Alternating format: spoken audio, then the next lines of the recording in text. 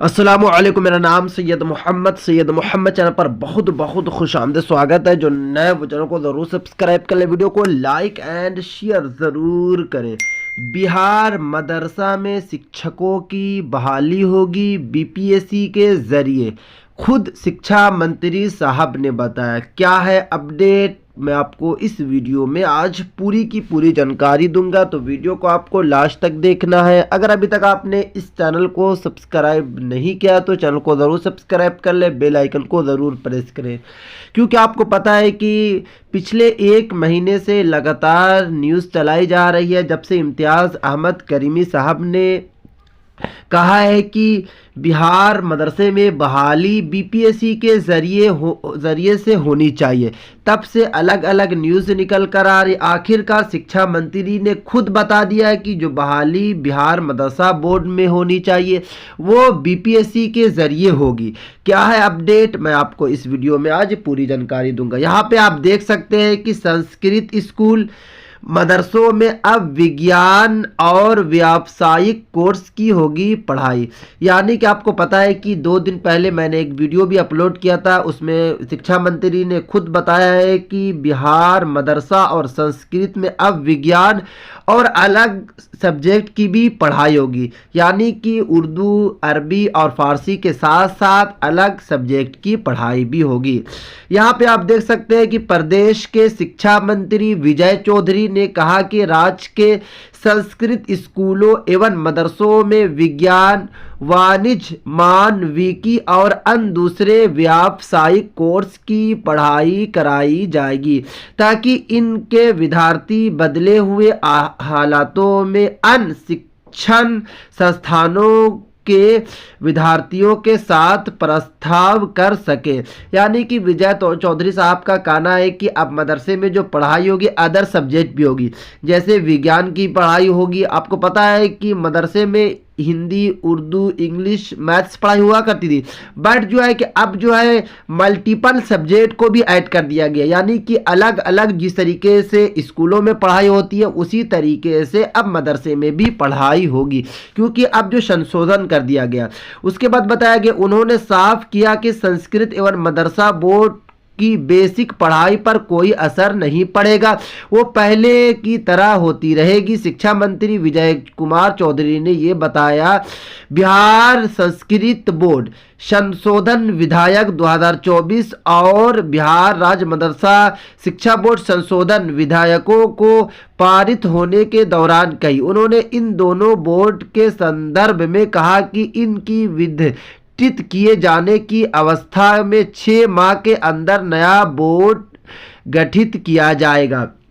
यानी कि ये बता रहे हैं विजय चौधरी कि अब जो है एक बोर्ड बनाया जाएगा, एक रूल्स बनाया जाएगा। जो रूल्स जो है लगभग लागू 6 महीने के अंदर में हो जाएगा। मदरसा और संस्कृत दोनों में नया रूल्स चलाया जाएगा, क्योंकि आपको पता है कि ये जो रूल्स बनाया गया, जो संशोधन किया गया, इससे जितने भी मुस्लिम अक़लियती है, मुस्लिम समाज के बड़े बड़े रहनुमा हैं, वो सारे नाखुश हैं। जैसे अख्तरुल ईमान साहब हैं, या फिर कारी शुएब साहब है, या फिर अदर जितने भी बड़े हैं, सैफुल इस्लाम साहब, ये सारे नाराज़गी जता रहे हैं। सबका कहना है कि सरकार गलत कर रही है, इस तरीके से मदरसे में नहीं करना चाहिए। इस तरीके से मदरसा चल रहा था उसी तरीके से मदरसे और संस्कृत बोर्ड को चलाना चाहिए। बट आपको पता है कि एनडीए की सरकार है, इसीलिए मदरसा और संस्कृत में बड़ा चेंजेस कर दिया गया और जो बहाली में भी चेंजेस हो गया। क्योंकि आपको पता है कि बिहार मदरसा बोर्ड में बहाली को लेकर जो आपको न्यूज़ मिल रही थी कि बहाली जो है चेयरमैन या फिर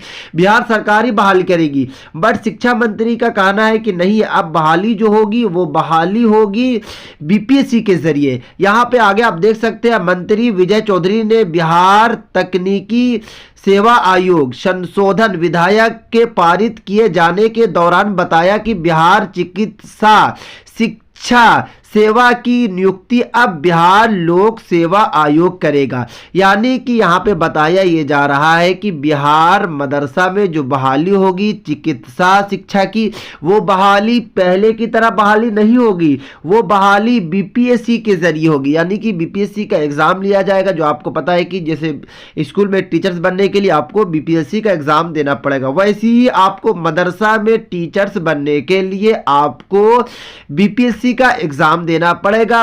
ये साफ साफ कहना है शिक्षा मंत्री विजय चौधरी साहब का।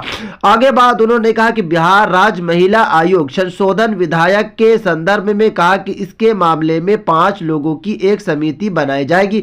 इसी तरह मंत्री विजेंद्र प्रसाद ने विधायकों के पारित किए जाने के दौरान अपनी बात रखी। यानी कि अब जो मदरसे में जो बहाली को लेकर बताया ये जा रहा है कि चिकित्सा की जो बहाली होगी वो तो बीपीएससी के जरिए होगी, बट अंदर के सूत्रों के मुताबिक ये भी अपडेट निकल कर आ रही है, क्योंकि आपको पता है कि जब अब्दुल सलीम अंसारी साहब से और इम्तियाज अहमद करीमी साहब से जब मुलाकात हुई थी तो इम्तियाज अहमद करीमी साहब ने यही कहा था अब्दुल सलाम अंसारी साहब को कि अगर आपसे ये काम नहीं हो रहा, यानी कि बहाली का जो प्रोसेस है वो नहीं हो पा रहा है, तो आप मुझे दे दीजिए, मैं बीपीएससी के जरिए बहाली करवा दूंगा, बीपीएससी के जरिए एग्जाम कंडक्ट करा दूंगा। उससे क्या होगा कि आपके मदारिस में जल्द बहाली शुरू हो जाएगी।